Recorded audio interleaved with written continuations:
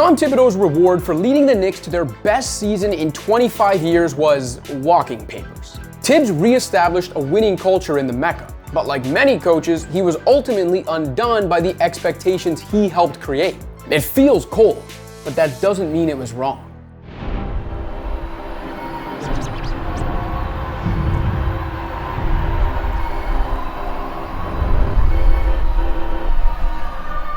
There's no denying Thibodeau's influence in New York. The Knicks averaged 46 wins per 82 games during his 5 seasons, making 4 playoff appearances and winning 4 postseason series in his half-decade run. To put that in perspective, the Knicks had won just 1 playoff series and made 5 trips to the postseason in the 20 years before Thibs arrived. So many will feel New York did him wrong, and critics will call this an overreaction to the Knicks' East Finals loss, a sign the franchise is headed back to its worst impulses of the past. After all, their search for a replacement has thus far been embarrassing, and they still owe Thibodeau $30 million. Excuse me? $30 million. But I'd argue the opposite. This was the action of a title-starved franchise so close to the mountaintop it can almost touch it. An all-in contender fully aware that even the smallest gain along the margins can be the difference between agony and euphoria, between ending a 50-plus year title drought or not. Now, it's fair to point out that improving along those margins, or on the sidelines, might have been New York's only option because of the assets already spent constructing a flawed roster. Thibodeau can't change the fact the team's 2 best players are porous defenders, nor can a head coach recoup all the draft picks spent on Mikal Bridges.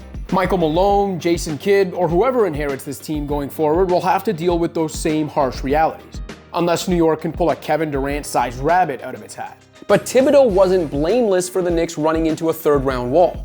As the Knicks' longest playoff run of the 21st century unfolded, a run reportedly marked by multiple players-only meetings, it became painfully clear New York needed a more creative and modern offensive approach in addition to requiring more depth. And for all of Thibs' defensive strengths, no one should confuse him with the type of coach who will address those 2 core issues. For one, he probably wouldn't have trusted whatever depth pieces the Knicks added this summer anyway. Thibodeau's insistence on playing his starters heavy minutes has been a trademark throughout his career. Even Bridges, the NBA's ultimate Iron Man, thought Thibs went too far. 2,500 push-ups and 1,000 suicides. That workload was one of the complaints Knicks owner James Dolan and team president Leon Rose reportedly heard from players during exit meetings. As for the offense, the Knicks should have maximized every ounce of Towns' potential and his 2-man game with Brunson to negate the duo's defensive flaws. They didn't.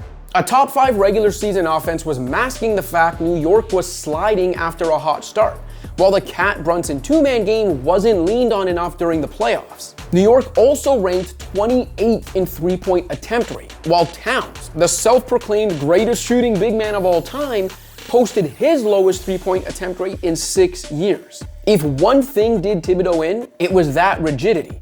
Look at the head coaches who were left standing in the finals. Rick Carlisle has adapted his coaching style and offensive philosophies over the years to suit the talent at his disposal, going from wanting to call every play at one point in his career to trusting Tyrese Halliburton to run a read and react system.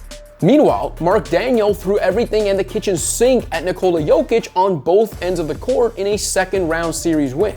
The Knicks don't have the personnel to replicate what OKC did against Jokic or what Indiana does with Halliburton leading the break. But you can bet the front office watched Carlisle, Dagno, and other coaches this spring and were left wanting more from an adaptability standpoint. I can't do this anymore. The Knicks still have things to figure out before taking that last and toughest leap up the NBA mountain. Among them now, they need to find a head coach who can live up to the standard Thibodeau left behind, and then some.